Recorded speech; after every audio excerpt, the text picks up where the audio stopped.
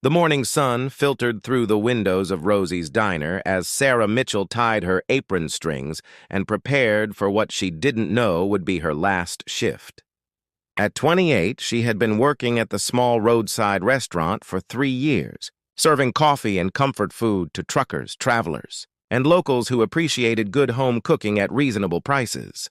Sarah loved her job, despite the long hours and modest pay. She had a natural warmth that made customers feel welcome, and she took pride in remembering regular orders and asking about people's families. The diner had become her second home, and the staff felt like family, which made what happened that Tuesday afternoon all the more devastating. It was around 2 o'clock when Sarah heard the distinctive rumble of motorcycle engines outside. She looked through the window and saw a group of 8 bikers pulling into the parking lot, their chrome gleaming in the afternoon sun. They wore black leather jackets with patches, and their motorcycles looked like they had traveled many miles. Sarah felt a moment of nervousness. She had never served a group like this before. But she reminded herself that everyone deserved good service regardless of how they looked. As the bikers filed through the front door, she grabbed menus and approached them with her usual smile. "Welcome to Rosie's," she said warmly. "Table for 8? The leader of the group, a tall man with graying hair and kind eyes, smiled back. "That would be great, thank you." His name was Frank Morrison, though Sarah didn't know it yet. Frank was a Vietnam veteran who had started riding motorcycles as therapy for PTSD, and over the years had formed a brotherhood with other veterans who found healing on the open road. They called themselves the Freedom Riders, and they spent their weekends visiting veterans' hospitals and raising money for military charities. Sarah led them to a large corner booth and began taking drink orders. The bikers were polite and patient, making easy conversation as she worked. They ordered coffee, iced tea, and asked about the daily specials with genuine interest. "What do you recommend?" asked Maria, the only woman in the group, a nurse who rode a beautiful red Harley. "The meatloaf is really good," Sarah said enthusiastically, "and the apple pie is homemade by our cook, Betty. She's been making it the same way for 20 years. As Sarah was taking their food orders, she noticed her manager, Dave Powell, watching nervously from behind the counter. Dave was a small, anxious man who had inherited the diner from his father but lacked his father's easy way with people. He seemed particularly agitated as he watched Sarah laugh at something one of the bikers had said. Dave hurried over as Sarah was refilling coffee cups. "Sarah," he said quietly, "can I see you in the back for a minute?" Sarah excused herself and followed Dave to the kitchen, where he immediately began pacing. "What are you doing?" he demanded in a harsh whisper. "Taking their orders," Sarah said, confused. "They're really nice people, Dave. They're bikers," Dave interrupted.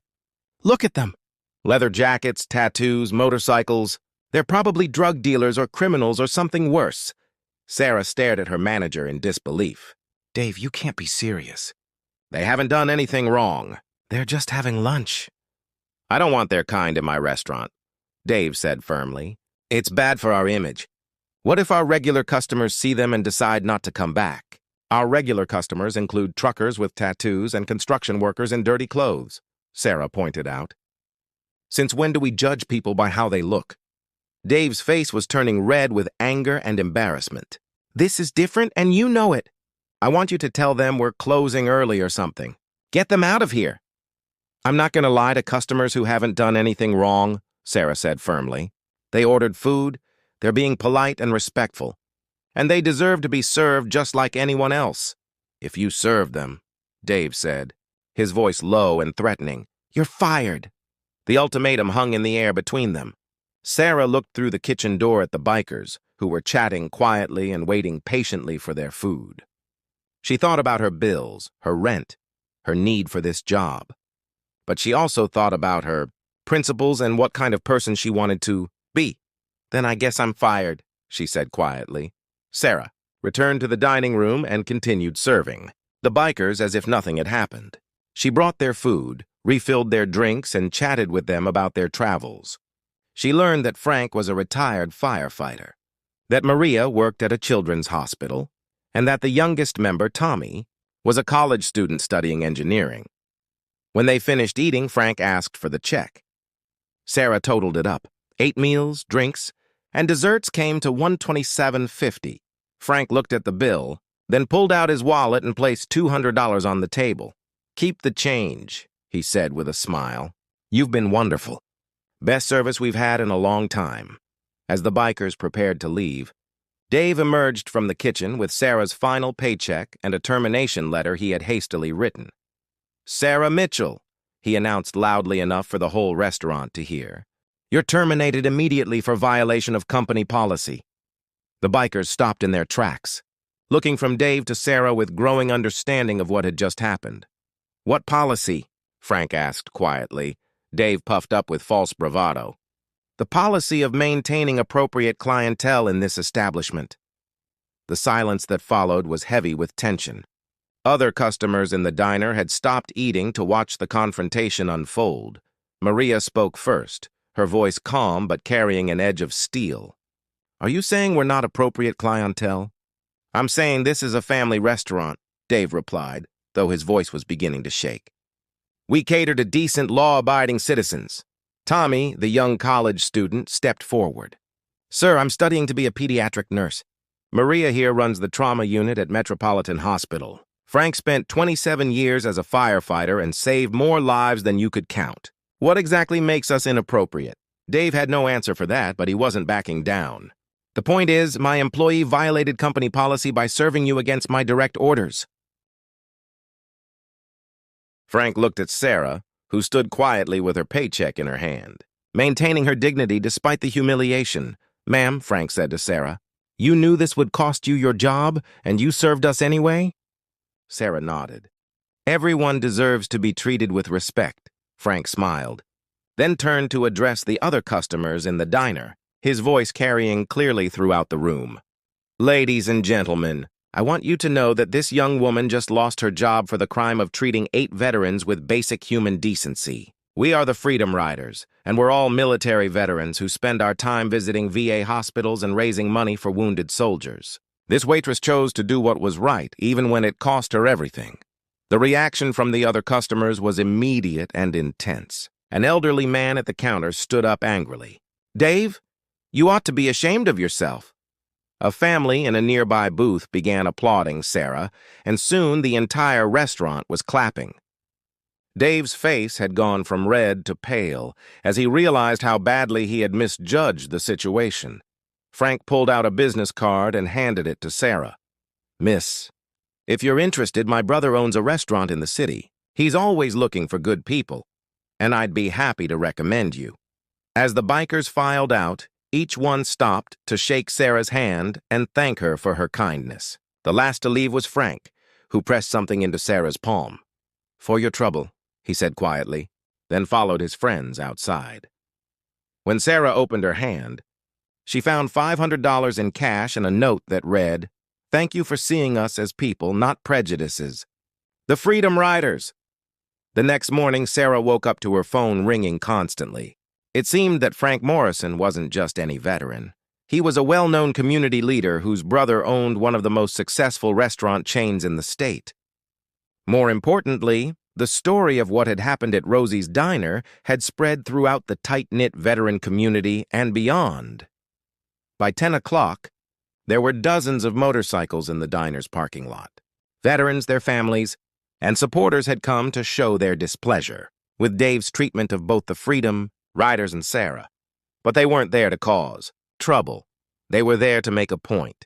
Dave arrived at work to find his parking lot full of bikers, all sitting quietly on their motorcycles, engines off. They weren't blocking access or causing disturbance.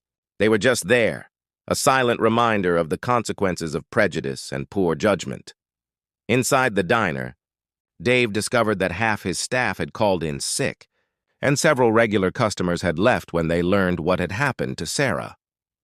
The story was spreading on social media, with posts about the waitress who lost her job for treating veterans with respect. But the real shock came at noon, when a black limousine pulled into the parking lot. Out stepped James Morrison, Frank's brother and owner of Morrison Restaurant Group, one of the most successful chains in the region. He was followed by a local news crew that had gotten wind of the story. James Morrison was the imposing figure in his expensive suit, but his message was simple and direct. He offered Sarah a management position at one of his flagship restaurants, with a salary 3 times what she had been making at Rosie's. Anyone who would sacrifice their job to do what's right is exactly the kind of person we want in our organization, he told the news cameras. The news story aired that evening, and by the next morning, Rosie's Diner was facing a full boycott. Veterans organizations, civil rights groups, and community leaders all spoke out against Dave's discriminatory behavior. The diner, which had been a community staple for decades, suddenly found itself empty and struggling to survive. Within a week, Dave was forced to sell the restaurant. The buyer was a group of investors led by Frank Morrison and several other veterans, who immediately hired Sarah as the general manager and implemented policies ensuring that all customers would be treated with equal respect regardless of their appearance. The diner was renamed Sarah's Place, and it became more successful than ever, known throughout the region for its good food and warm welcome. Sarah hired several veterans as staff members, and the restaurant became an unofficial gathering place for the local veteran community. On the 1-year anniversary of her firing, Sarah stood in the dining room of her restaurant, watching as Frank and the Freedom Riders enjoyed their weekly lunch. She thought about how much her life had changed because she chose to do what was right, even when it was difficult. Dave, meanwhile, had been unable to find work in the restaurant industry. His discriminatory behavior had become well known throughout the business community, and no reputable establishment wanted to be associated with him. As Sarah watched her customers, veterans and civilians, bikers and business people, all sharing meals and conversation in harmony, she reflected on the lesson she had learned that day. Sometimes doing the right thing comes with a cost, but the rewards of maintaining your integrity and treating all people with dignity are immeasurable, and sometimes what looks like an ending is really just the beginning of something much better.